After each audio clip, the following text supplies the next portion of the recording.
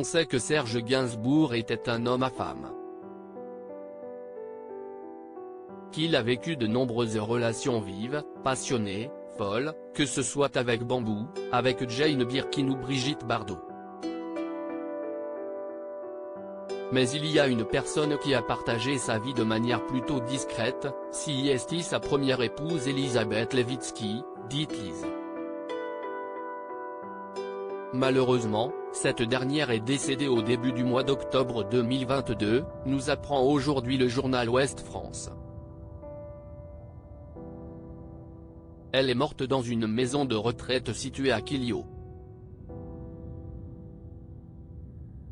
Âgée de 96 ans, elle avait effectivement passé les dernières années de sa vie en Côte d'Armor. C'était elle qui avait inspiré le fameux titre Elisa.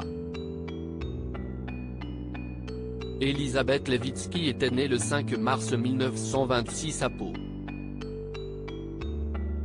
Elle s'était mise en couple avec Serge Gainsbourg en 1947, quand cette fille d'aristocrates russes immigrés avait 21 ans.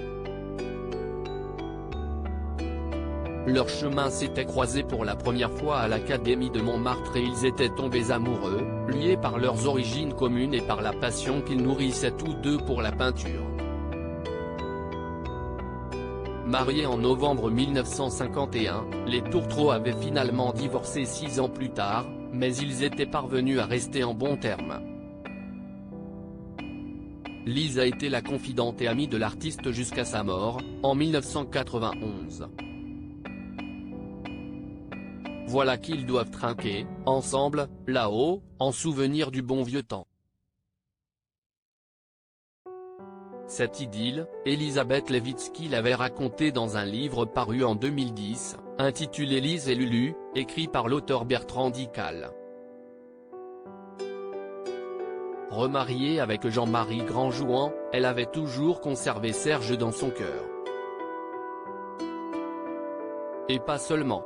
Elle avait gardé des dessins de Serge Gainsbourg, rappelle Thibaut Guignard, le maire de Plouec-l'Hermitage, comme le souligne Ouest France. Ceux-ci lui ont été dérobés lors d'un cambriolage. Cela l'a privée d'une rente certaine et elle vécut très modestement les dernières années de sa vie. Depuis 2016, Elisabeth Levitsky résidait dans une maison de retraite. Elle avait logé, jusqu'à cette année-là, dans une petite ferme au sud de Saint-Brieuc, à l'Hermitage-Lorges.